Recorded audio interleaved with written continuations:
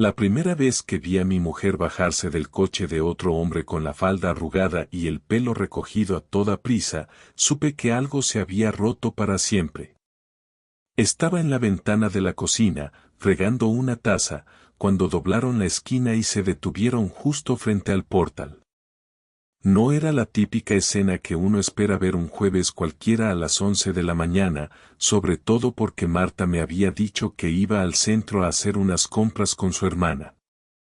Pero ahí estaba, bajando rápido, sin mirar atrás, ajustándose la ropa con esa cara de espero que nadie me haya visto. Cuando entró por la puerta, lo primero que dijo fue «¿Has comido ya?», como si no pasara nada, y ese detalle, ese intento ridículo de normalidad, fue lo que más me jodió. Podría haberlo dejado pasar, podría haber hecho como que no vi nada, como hacen algunos, pero no. Esa imagen se me quedó incrustada en la cabeza como una espina, y a partir de ahí empecé a fijarme en cosas que antes ignoraba.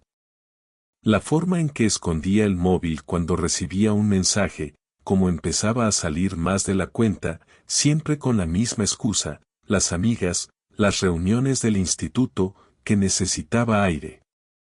Aire. Eso me decía.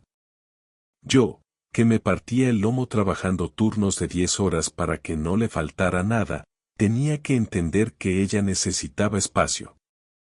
Y lo peor es que lo hacía con esa voz dulce, casi condescendiente, como si fuera yo el que estaba exagerando. La noche que todo empezó a encajar fue un sábado.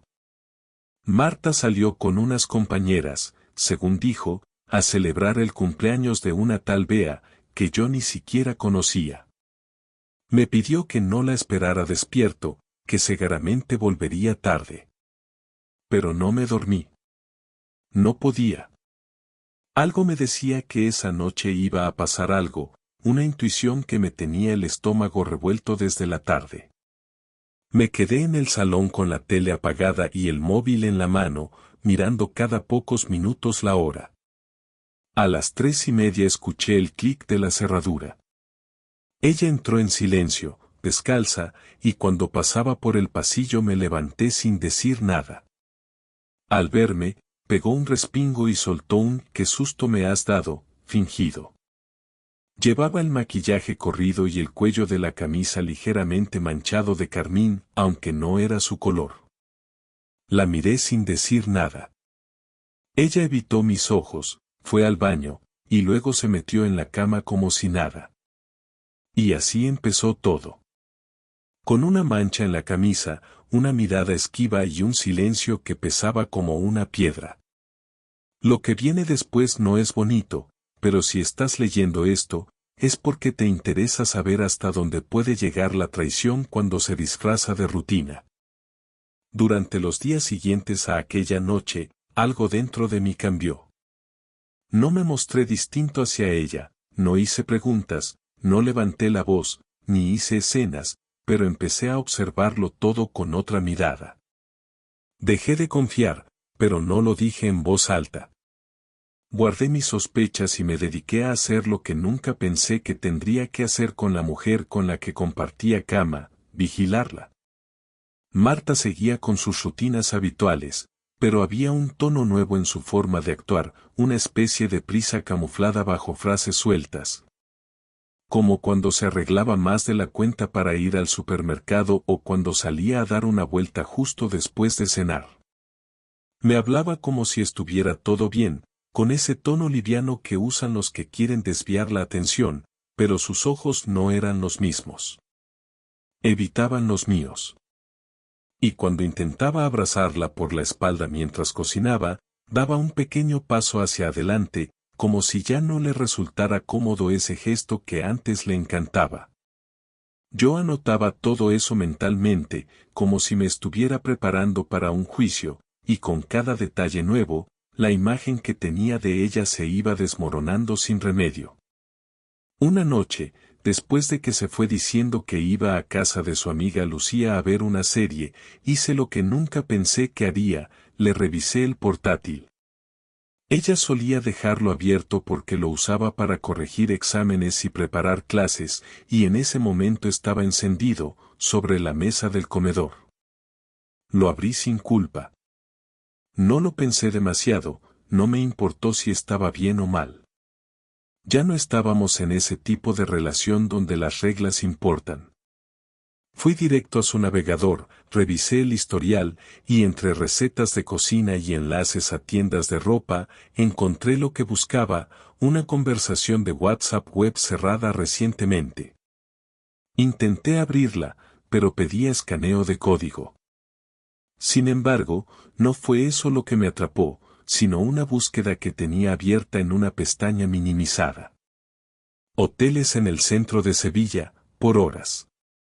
Uno de ellos, el mismo que habíamos usado hace años para una escapada. No lo podía creer. Cerré el portátil de golpe, como si eso hiciera desaparecer la realidad. Me senté en la silla con los codos apoyados en la mesa y las manos en la cabeza, sin saber si reírme o gritar. Tenía pruebas. Claras, directas. Pero no quería solo rastros digitales. Quería ver, escuchar, entender por mí mismo. Así que a la noche siguiente, cuando Marta dijo que se iba a una cena de despedida por una compañera que se jubilaba, le dije que perfecto, que me iba a quedar viendo el partido en casa.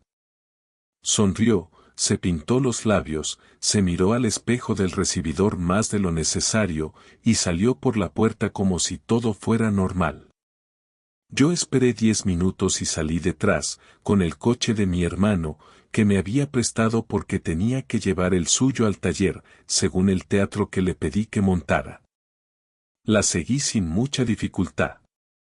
Marta no sospechaba nada. Nunca había sospechado que yo fuera capaz de algo así. La vi entrar al hotel. Lo reconocí de inmediato. Pequeño, discreto, con entrada lateral. Aparqué 2 calles más allá y me acerqué a pie. No me hizo falta demasiado.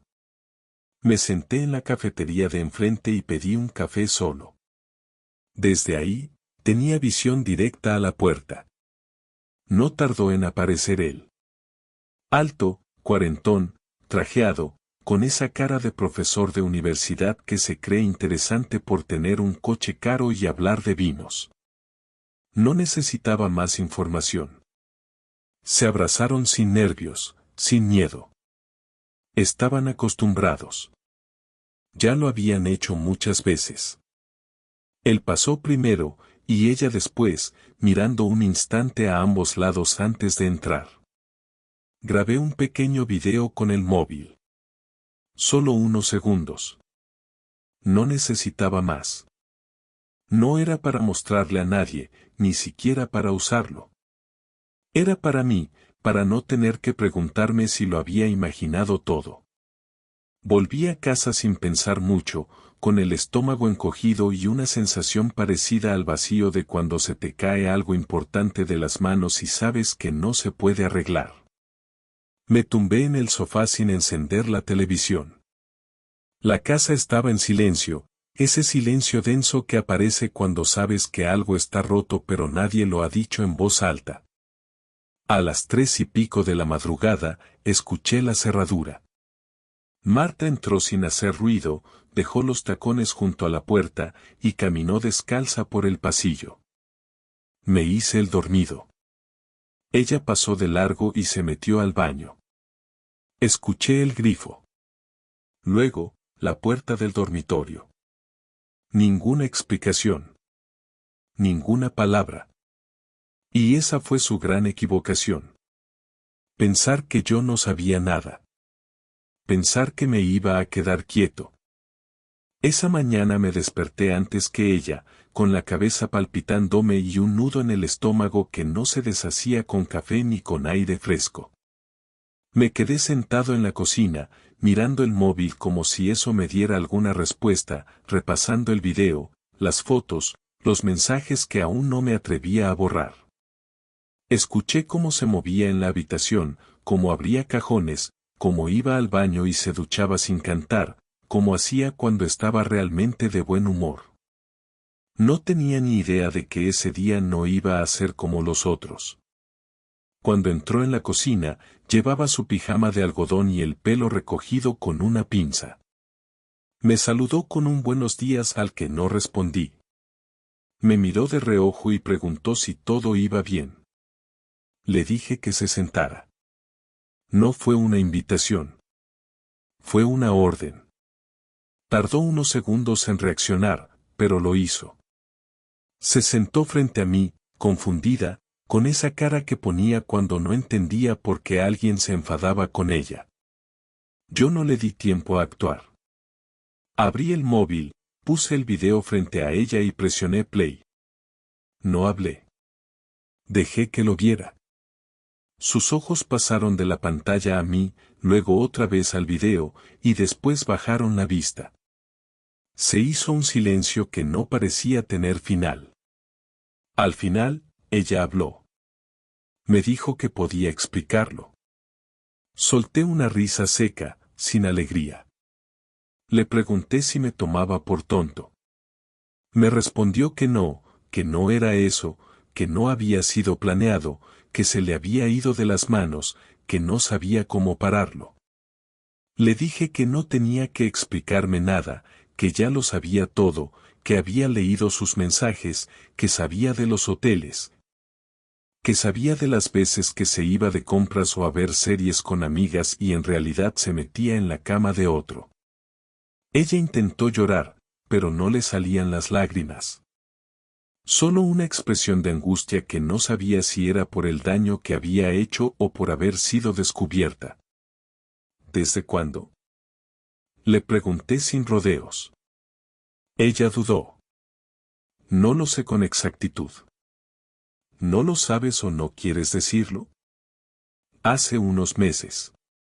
No sé cuántos. ¿Te has acostado con él muchas veces? Luis, por favor. Respóndeme. Sí. Ahí la interrumpí. Me levanté y empecé a caminar por la cocina. Quería hacer algo con las manos, tirar algo al suelo, golpear la pared, pero me contuve. No quería gritar. Quería claridad. ¿Y por qué lo hiciste? ¿Qué te faltaba aquí? No lo sé. Me sentía vacía, aburrida, estancada. Sentía que tú estabas cada vez más distante, siempre cansado, siempre con el trabajo. ¿Y qué a otro a resolver eso? No, no es así. Entonces, ¿cómo es? No sé cómo explicarlo. Álvaro me escuchaba, me hacía sentir especial. Hacía tiempo que no me sentía deseada. ¿Y te costaba tanto decirme eso? ¿Hablarlo? ¿Arreglarlo como adultos? Pensé que se me pasaría.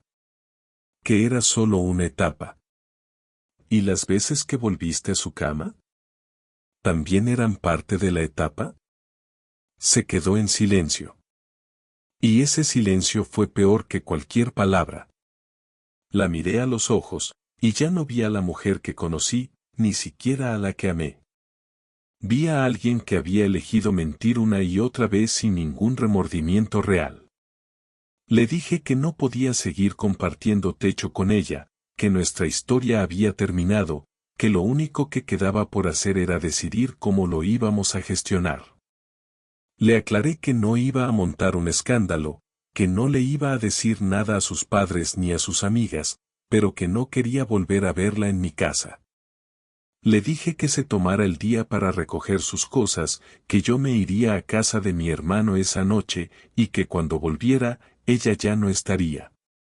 Marta intentó convencerme de que no era definitivo, que podíamos intentar terapia, que había cometido un error. Le respondí que lo que había hecho no era un error, que un error es olvidarte de un cumpleaños, no mantener una doble vida durante meses. Me dijo que me seguía queriendo. No contesté. La conversación se acabó ahí.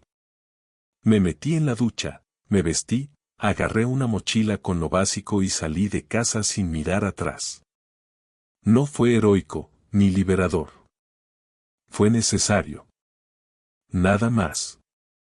Me fui a casa de mi hermano con la mochila al hombro, sin decirle ni una palabra de lo que estaba pasando, al menos no todavía. Me ofreció una cerveza mientras veíamos el partido, y aunque no me apetecía hablar, necesitaba pensar. Durante el primer tiempo no presté atención al balón ni a los gritos del comentarista. Estaba planeando. No una venganza de película, no una escena de celos, sino algo más efectivo. Quería que ella sintiera lo que yo había sentido, esa mezcla de traición, rabia e impotencia. No me interesaba hacerle daño por hacerle daño. Quería despojarla de las comodidades que yo le había construido, de esa falsa tranquilidad que tenía mientras llevaba una doble vida. Así que lo primero que hice al día siguiente fue pedir cita con mi abogado. Le expliqué todo, sin esconder nada. Le mostré el video, las capturas, los registros de mensajes. Me miró serio y me dijo que no era la primera vez que veía algo así, pero que tenía suficientes pruebas para dejar las cosas bien cerradas. Le pedí que preparara los papeles de divorcio cuanto antes y que incluyera una cláusula muy específica, renuncia completa a la vivienda. Era mía desde antes de casarnos, así que legalmente estaba de mi lado. Solo necesitaba dejarlo por escrito y asegurarlo bien. Me dijo que en un par de días me los tendría listos. Yo asentí, firme, y salí de ahí con la decisión tomada, no iba a permitirle seguir ni un minuto más en ese lugar como si nada hubiera pasado. No regresé a casa durante 3 días. No respondí sus mensajes. No abrí sus correos. Dejé que se cociera en su propio silencio. Sabía que estaría nerviosa, confundida, quizás hasta arrepentida, pero no era mi problema. Yo no iba a perdonar a alguien que no tuvo la decencia de hablar antes de romperlo todo. Cuando volví, lo hice con calma. Había esperado que no estuviera, que ya se hubiera marchado, pero todavía estaba ahí. La encontré sentada en el sofá, con la cara desencajada, rodeada de varias cajas de cartón medio llenas. Me miró, como esperando algo. Le dije que ya tenía los papeles listos, que en 2 días íbamos al notario y que firmaría. Le entregué el sobre cerrado. No dijo nada. Lo abrió con manos temblorosas, lo leyó por encima y luego preguntó si eso era todo. Le dije que no. Le expliqué que también había hablado con su jefe. No directamente, claro. Envié un correo anónimo con una cuenta recién creada desde un cibercafé, adjuntando algunas pruebas y mencionando el uso del horario laboral para encuentros personales. Sabía que en su centro no se lo iban a tomar a la ligera, no porque me importara su trabajo, sino porque ella siempre había presumido de ser la más profesional, la más dedicada, la más ética. Ahora tendría que enfrentarse a eso con la misma cara con la que me mintió durante meses. Ella se levantó de golpe, tiró la carpeta al suelo y empezó a gritarme. Me llamó cruel, vengativo, infantil. Me dijo que no tenía derecho a arruinarle la vida de esa manera. Esperé a que terminara de soltar su rabia. Cuando acabó, le respondí con calma que yo no había arruinado nada. Que simplemente estaba devolviendo lo que ella me dio. Que no era mi culpa que sus decisiones tuvieran consecuencias. Se quedó quieta, con la mandíbula apretada, los ojos rojos, sin saber qué decir. Luego se fue al dormitorio, cerró la puerta y no volvió a salir. Al día siguiente, mientras ella trabajaba, vacié el trastero y el garaje. Saqué sus cosas a la acera y llamé a una empresa de mudanzas que ya tenía contratada. Les di su número para coordinar la entrega. Dejé las cajas etiquetadas, cada una con su nombre escrito con rotulador negro. Ni una palabra de más. Ni una explicación. Cuando volvió esa noche y vio todo en la entrada del portal, no dijo nada. Me miró con una mezcla de odio y derrota que no me afectó en lo más mínimo. Entró al piso sin dirigirme la palabra. Esa fue la última vez que dormimos bajo el mismo techo. En los días siguientes, me limité a seguir el proceso. Firmamos ante el notario. Ni siquiera discutió las condiciones. Tal vez porque sabía que no tenía con qué negociar. Se marchó sin mirar atrás, como si huir pudiera salvarle algo de dignidad. No supe si se fue a casa de sus padres, de una amiga o del mismo tipo con el que me había engañado. Y sinceramente, me dio igual. Había recuperado mi espacio, mi casa, mi silencio. Pero no me equivoqué, eso no significaba que estuviera bien. Solo significaba que ya no estaba con alguien que me destruyó por dentro sin pestañear. La semana después de firmar los papeles fue la más rara de mi vida. No porque me sintiera libre, ni porque todo se hubiera arreglado, sino porque el silencio ya no era una pausa entre discusiones, sino algo permanente. Me despertaba y no había ruido en la cocina, no había nadie usando el baño, no había platos sucios en el fregadero ni el olor de su crema facial en el pasillo. Solo estaba yo, en esa casa que ya no se sentía como hogar, rodeado de muebles que habían sido testigos de conversaciones que ahora me parecían inventadas. Durante los primeros días no salí mucho. Me pedí vacaciones en el trabajo, apagué el teléfono varias veces y pasé las noches en el sofá sin encender la televisión, como si estuviera esperando que algo pasara. No lloré. No porque fuera fuerte, sino porque no sabía cómo. Me sentía desconectado de todo, como si las emociones estuvieran en otro cuarto, cerradas con llave. La traición no solo te rompe, también te deja sin ganas de reconstruir nada. Un jueves, a las 7 de la tarde, sonó el timbre. No esperaba a nadie. Fui a abrir sin mirar por la mirilla. Era Marta. No llevaba maletas ni cajas, solo un bolso cruzado y la cara de alguien que no ha dormido bien en días. Nos quedamos en silencio frente a frente. No le dije que entrara, pero ella lo hizo igual. Caminó hasta el salón y se quedó de pie, como si no supiera qué hacer con su cuerpo. Yo me quedé en la puerta, sin moverme.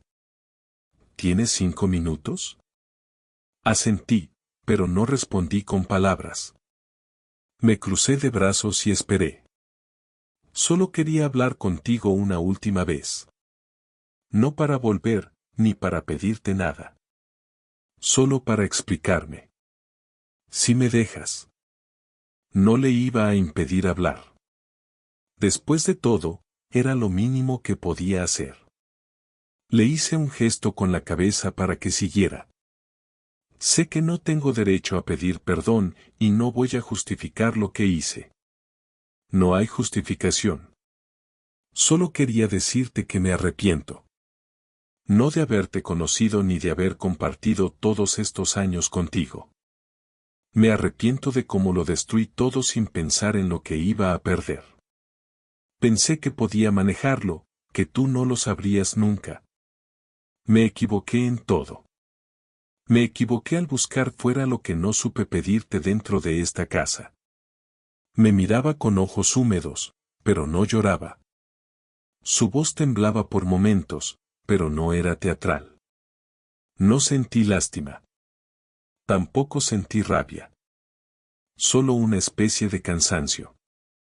No voy a preguntarte si me odias. Sé que lo que hice fue imperdonable. Pero quería que supieras que no fue por falta de amor. Fue por falta de valor. Tarde, le dije. Lo sé. Y no espero nada de ti. Solo quería decirlo antes de desaparecer de tu vida del todo. ¿Y ya está? ¿Eso era todo? Sí. Pues ya lo dijiste. Marta bajó la mirada. Se quedó en silencio unos segundos, como si estuviera esperando que dijera algo más, como si buscara alguna rendija por la que colarse. pero no había ninguna. Cuídate, Luis. No respondí. Caminó hasta la puerta, la abrió despacio, y la cerró sin ruido. Y esa fue la última vez que la vi. No hubo abrazos, ni despedidas largas, ni escenas. Solo una frase, un gesto, y el sonido de una puerta que marcaba el final. No sentí alivio inmediato. Tampoco satisfacción. Lo único que sentí fue que se había cerrado una etapa que no quería haber vivido. Volví a sentarme en el sofá. Me quedé ahí durante más de una hora, sin moverme, mirando el suelo, pensando en lo que iba a hacer ahora, no mañana ni la semana que viene, sino ahora. En ese instante en que el pasado por fin había dejado de respirar en mi nuca. Esa noche me preparé la cena por primera vez desde que todo empezó. Algo sencillo. Comí en silencio. Me fui a dormir sin revisar el móvil. Y aunque no dormí bien, no fue como las noches anteriores. Era diferente. El dolor seguía ahí, pero ya no ardía. Estaba frío, como una cicatriz nueva que apenas empieza a secarse. Por primera vez en semanas, me levanté sin sentir que arrastraba un cuerpo muerto encima. Me duché, me vestí, salí a la calle y fui a trabajar.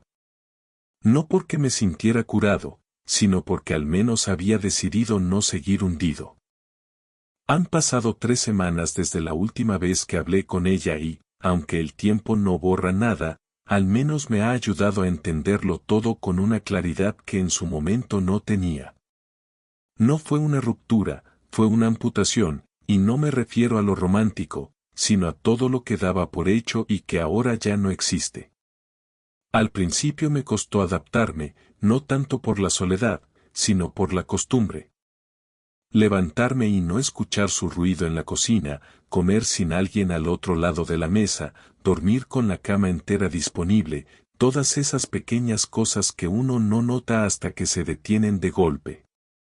Me tomé mi tiempo para entender que eso también formaba parte del duelo, que no todo era dolor explícito, que a veces lo que más pesa es el vacío que queda donde antes estaba todo lo familiar. Empecé a retomar la rutina poco a poco. Volví al gimnasio, no por una necesidad de transformarme ni nada por el estilo, sino porque necesitaba ocupar la cabeza. Empecé a quedar con mis amigos, aunque al principio las conversaciones eran incómodas, todos caminando con cuidado para no tocar el tema. Cuando lo mencioné directamente, cuando les conté lo que había pasado sin dramatismos, solo con hechos, noté un cambio. Ya no me veían como alguien roto, sino como alguien que había tomado control. Y aunque eso no solucionaba nada, me dio una sensación de recuperación que necesitaba sentir. Mi hermano fue el primero en decirme que me notaba distinto. No feliz, pero más tranquilo. Le respondí que todavía no estaba bien, pero que había decidido no seguir haciendo de víctima. Y fue la primera vez que lo dije en voz alta. También me dediqué a poner la casa en orden. No solo limpiarla o cambiar cosas de sitio. Empecé a quitar fotos, guardar cosas que ya no tenían sentido, deshacerme de recuerdos que solo servían para mantenerme atado a algo que ya no existía. Me deshice del edredón que ella había elegido, cambié la vajilla, tiré unas cartas viejas que habíamos escrito en nuestros primeros años juntos. No fue un gesto simbólico. No fue por venganza ni por dramatismo. Fue porque necesitaba dejar espacio para algo nuevo, lo que fuera, pero distinto. A veces uno no avanza porque sigue rodeado de lo que le ata. Y yo quería cortar con todo lo que me hiciera mirar atrás por inercia. Una tarde, mientras estaba tomando un café en una terraza cerca del trabajo, recibí un mensaje de un número desconocido. Era ella. Solo decía que esperaba que estuviera bien, que entendía que ya no tenía cabida en mi vida, pero que quería que supiera que me deseaba lo mejor. Leí el mensaje 2 veces. No respondí. Lo borré. No porque me diera igual, sino porque no quería seguir alimentando una conversación que no tenía futuro. Lo nuestro se había acabado, y si bien ya no sentía odio, tampoco sentía necesidad de mantener un vínculo. Lo que habíamos tenido ya no era real. O tal vez lo fue, pero dejó de serlo en cuanto ella decidió actuar a espaldas mías durante tanto tiempo. No quería ser esa persona que se aferra a lo que pudo haber sido. Quería ser alguien que vive con lo que es, con lo que hay ahora. Hoy me siento diferente. No feliz, no renovado, no ilusionado, pero sí más firme. He aprendido que la estabilidad no es algo que uno puede dar por sentado, que nadie está exento de ser traicionado, que las personas cambian y que, a veces, el amor no es suficiente para sostener una relación. No me arrepiento de haber estado con ella. Lo que viví, lo bueno, sigue siendo parte de mí. Pero tampoco me aferro a eso como excusa para justificar lo que vino después. El dolor que me causó no desaparece, pero ya no me define. No quiero vivir como si estuviera esperando una disculpa eterna ni como si necesitara una explicación que ya no tiene sentido. Ahora tengo planes simples. Viajar unos días, visitar a un primo que vive en Galicia, volver a trabajar en un proyecto que había dejado a medias, y quizás, en algún momento, conocer a alguien con quien no tenga que estar pendiente de si dice la verdad. No tengo prisa. No tengo metas heroicas. Solo quiero paz, estabilidad, conversaciones honestas, y una vida sin mentiras. Si eso llega, bien. Si no, también. Lo importante es que ahora, por fin, tengo las riendas en la mano. No sé cómo acabará esta nueva etapa, ni me importa demasiado. Lo que sé es que ya no estoy en el mismo sitio donde me dejó la traición. Y con eso me basta.